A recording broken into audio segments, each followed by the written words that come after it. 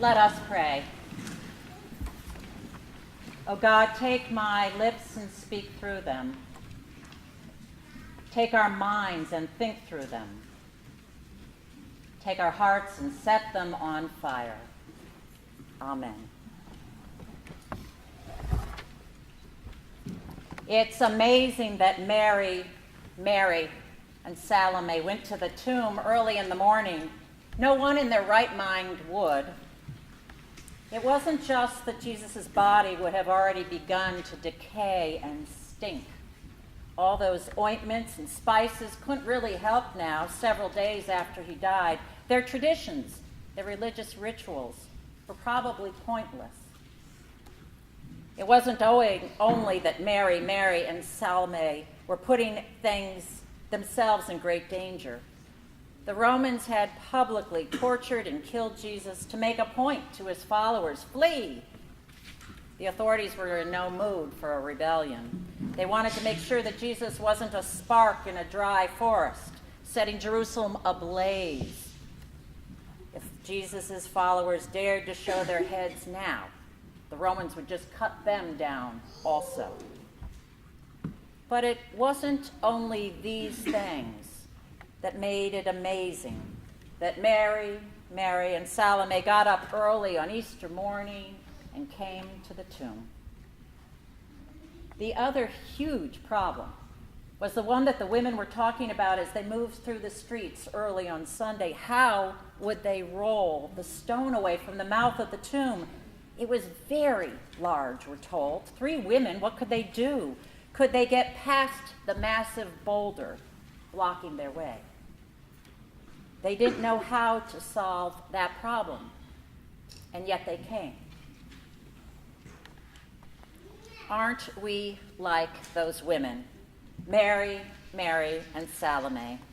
As with them, in many ways, it's amazing that so many of us got up early this Sunday morning and made our way here.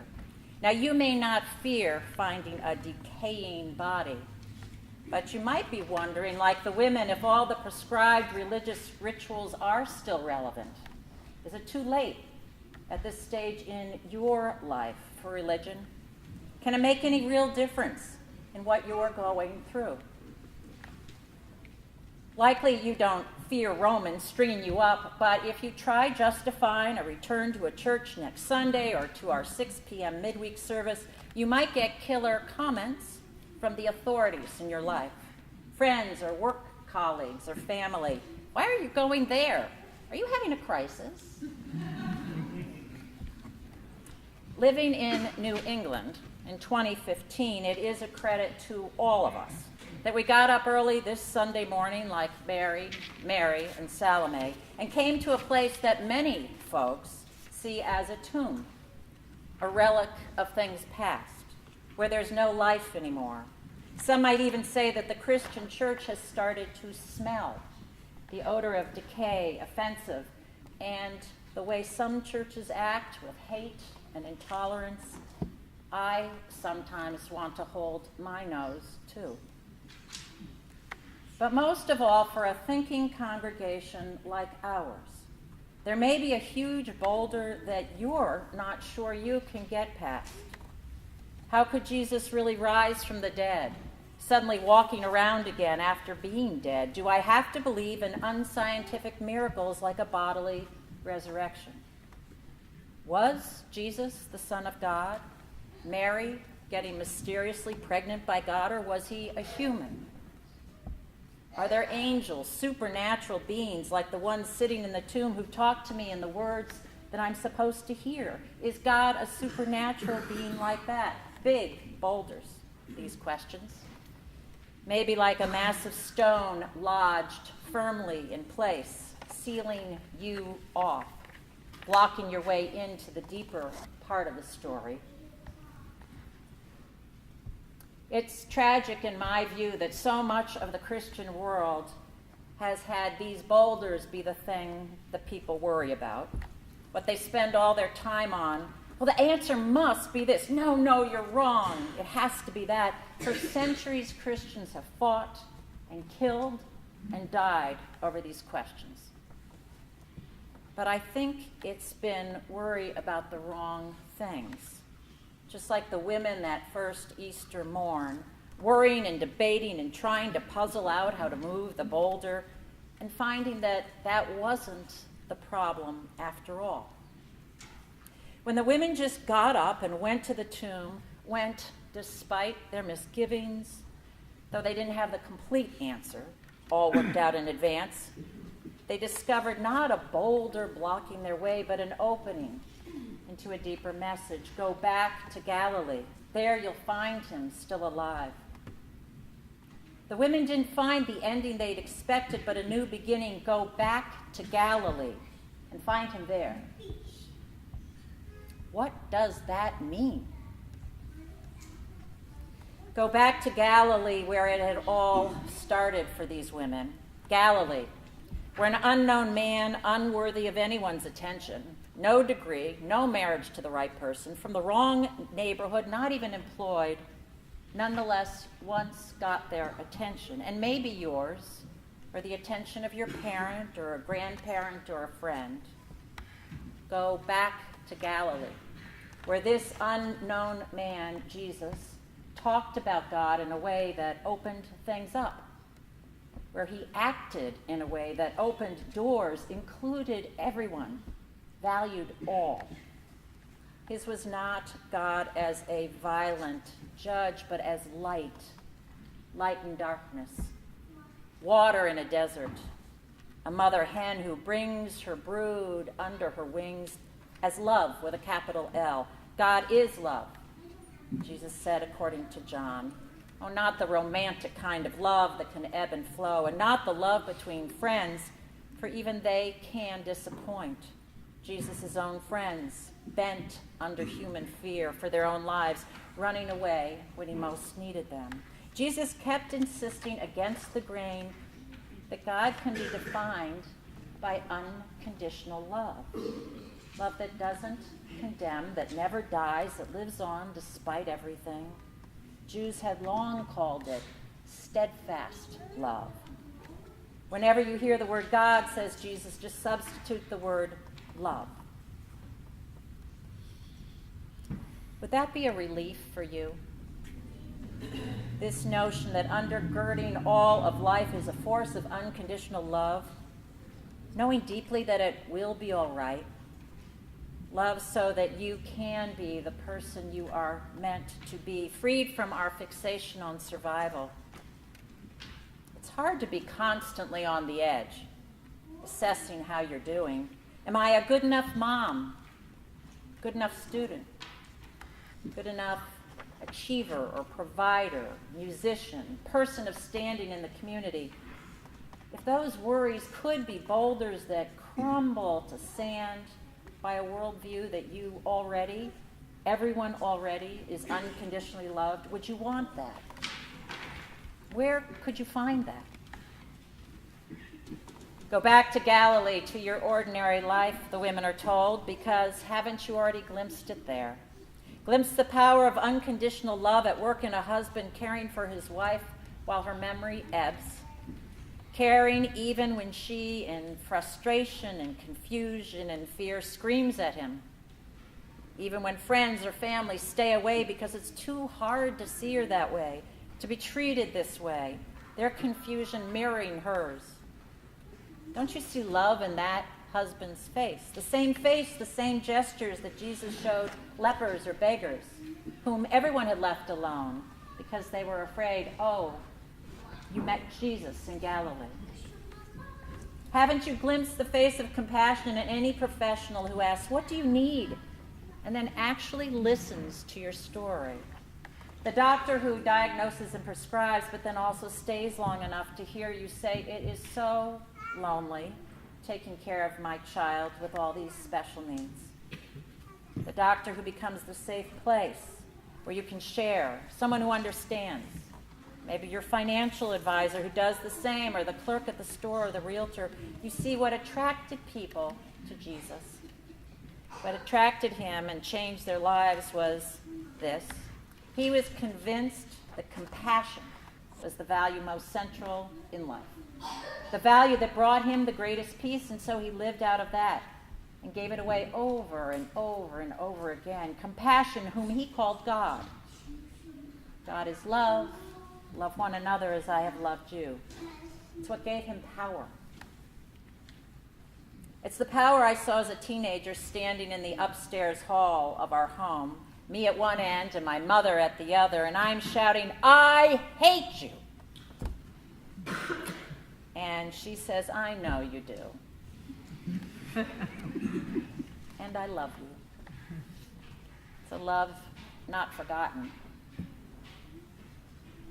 It's the power of any of us when someone messes up and could rightfully be punished or fired or pilloried, and instead hears us say, "I know it was an accident. Learn from it. Let's move on." Jesus' voice in my family's upstairs hall, in your office, the same voice that when he had every right to damn us all said instead, "Father, forgive them. They don't know what they do."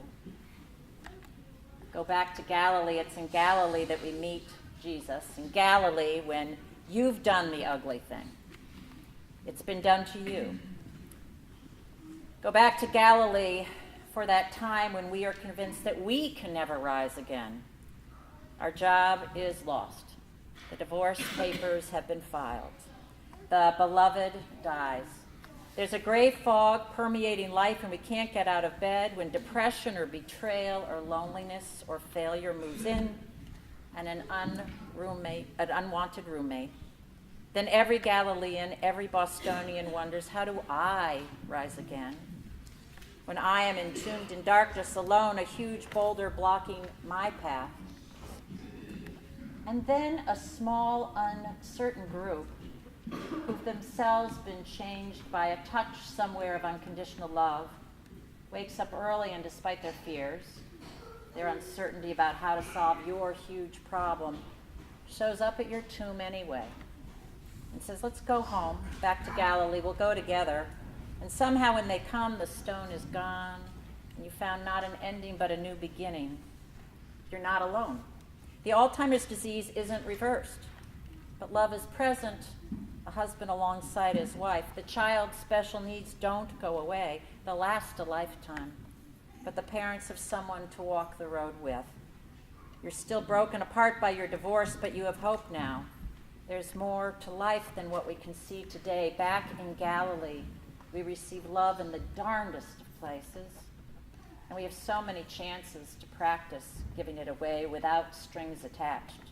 Work, home, school, the places you will see what compassion can do when treating others with utmost dignity can transform your world. And the big boulders that consume religious worry, do they have to block your way to the deeper meaning of the story? Because who of us can definitely know, can prove if Jesus is God or human, if he rose bodily, if a supernatural angel spoke to the three women in the tomb? But if despite your uncertainties you get up and go to the tomb anyway, if you get up and go back to Galilee, will you find new life there, gone ahead of you, waiting for you? Find embodied in some person, as surely as it was in Jesus, a piece of the unconditional love you need, just when you need it. Might you find back in Galilee within yourself a deeper peace when you forgive and go the second mile, and when you sit with those who suffer so they're not alone. Ah, Jesus, that spirit of unquenchable, unconquerable love still alive in you. It's my story. It's what I keep finding here in this Galilee, this city, this church. I find one who anonymously gives away money saved for his trip so that city kids can go to Foxborough and see a game. Jesus alive. I find many who selflessly care for the dying and ill here, who volunteer as big brothers, work alongside those who are homeless, and care for cranky children late at night running a fever. Fearless love, forgiving love, powerful love convinces me that Jesus is alive, not dead and gone, but love present. Sometimes in me, sometimes in you, in this world. I come here to King's Chapel because here I find the groups of those who come to my tomb when I'm in darkness. I find here those who will go with me out into the city. I find those who, like Jesus, embody love, and those who, like me, want to practice it as best we can in our Galilees. I come here because there aren't creeds telling us what we need to believe, but a commitment to unite in worship and service to others, walking with each other the Galilean roads, noticing where love is alive and its power. You know, it would have been much easier for those women if they only had to anoint a body with spices and then be on their way. They could have had closure, like coming here on an Easter morning, dressed in our finery, something that would be over soon, wrapped up and safely sealed away again behind a big stone. But rather than a neat ending, the women found a whole new beginning, an invitation. Go to Galilee. There you'll find him. No wonder the women were afraid. In this gospel lesson of Mark, the only one, we don't know what happens. It ends with them being afraid, and then there's a period and nothing more. They got an invitation, they were afraid, they didn't know what to do. No wonder they ran away in fear. This is not at all what they had planned. But in a way, we do know what they did, because we're here. And history tells us that at some point, despite all the reasons not to, all the new boulders in their path, this little unlikely group of people got up again early one morning and headed back to Galilee.